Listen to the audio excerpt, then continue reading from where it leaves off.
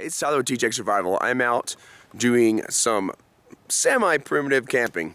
Not been feeling so good this week, so the cold is really affecting me, but that's the most excellent time to test out a new Snug Pack sleeping bag. So stay tuned.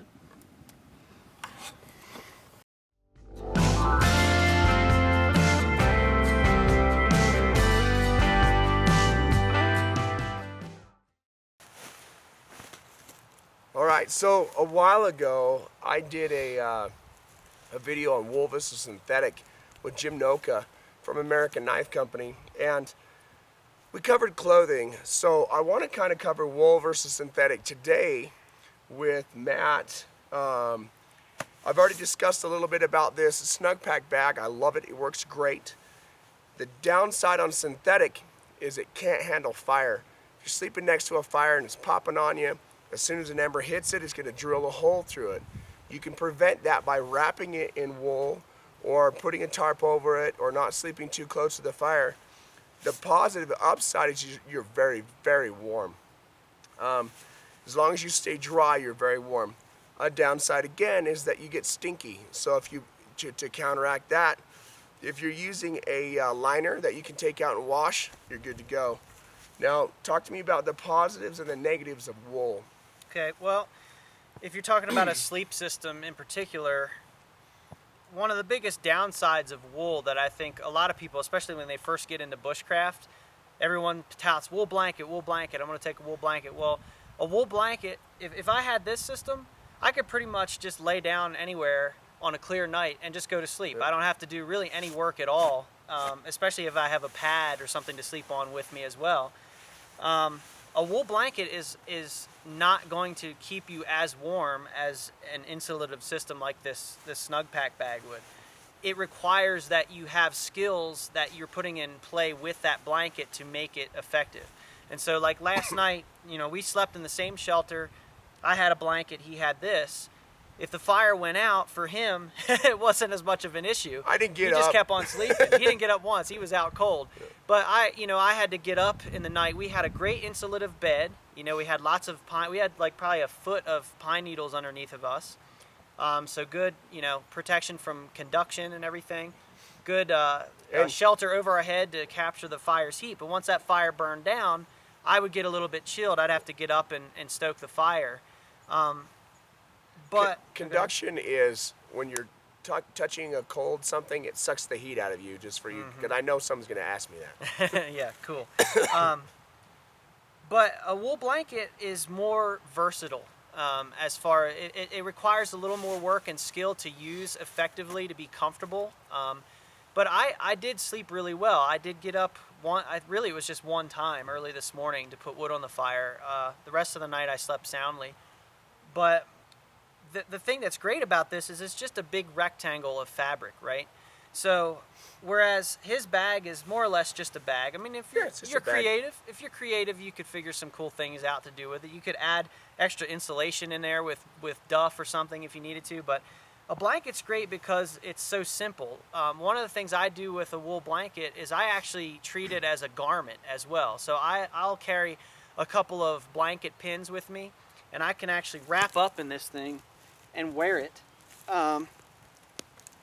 sort of like this, pinned together around the neck, and I might put a belt around my waist, and I essentially have a jacket then.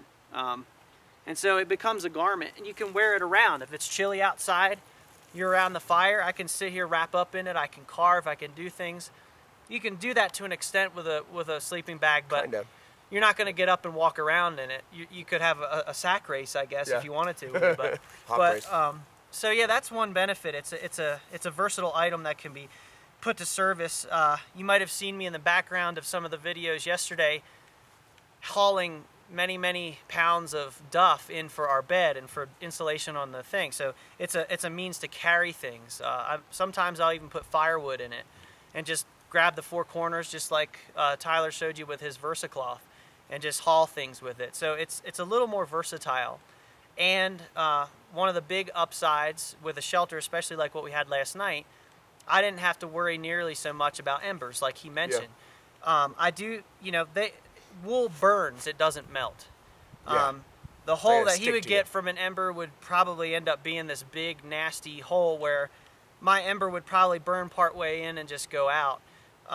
It will, not to say that it won't burn all the way through. I actually have a hole in this blanket because of that, but it's not. It's much more fire resistant. And he can just sew that shut and be good. Yeah, you just My sew it up. personal concern with something like this is it melts to me because it's basically plastic. So Right. you really don't want that to happen. Yeah, yeah. So, but you know, in bushcraft, it's just, again, like I said, I like simple tools that can be put to many uses, and a wool blanket, to me, it fits that bill, and it's also traditional. I like using the traditional gear, and sleeping bags are a pretty recent invention. I mean, they didn't start really making sleeping bags on a regular basis probably until World War II, wasn't it?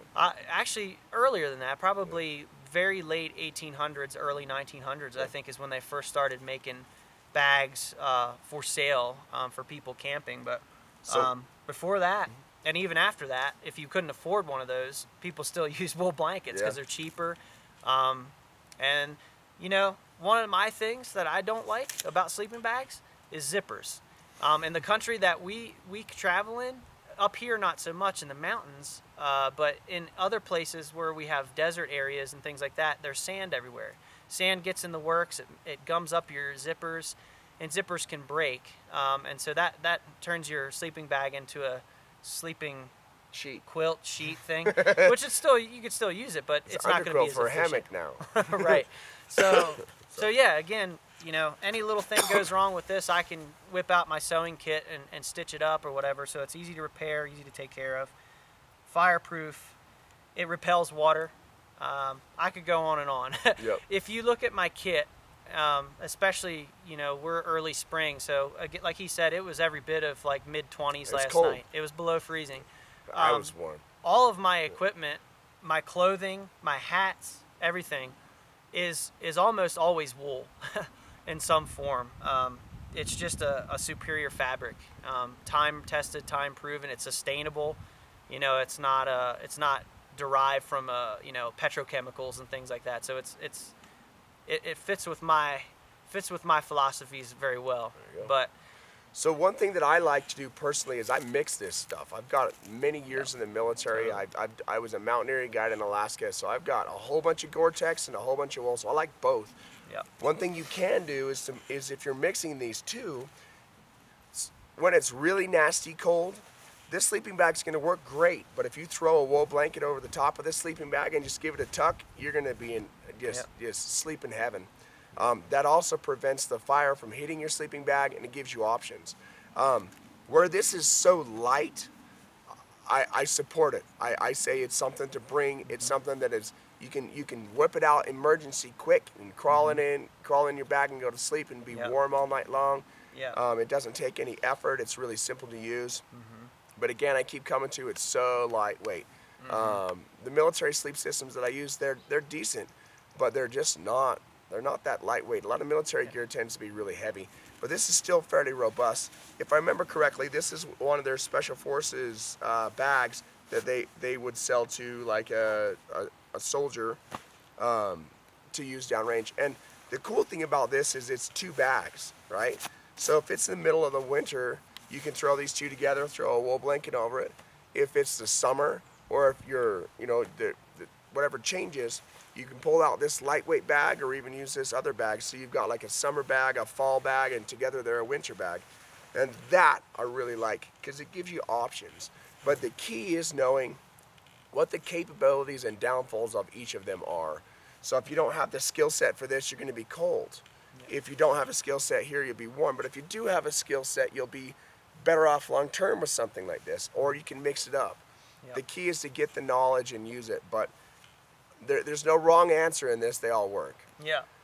All right, guys, if you're interested in this Snug pack, I'll leave a link in the comment section. Thank you to Ben from Living Survival for giving me this bag. It worked great. This is going to be my new sleeping bag system that I use on a regular basis because it's much lighter than what I own. It was very warm. I slept great. Felt like I was sleeping in a pillow. And check his channel out if you haven't already. It's a huge channel. It's Living Survival. I'll leave that in the comment section as well. If you have any questions, leave them down here. and hit my subscribe button. Thank you for watching T-Jack Survival. See.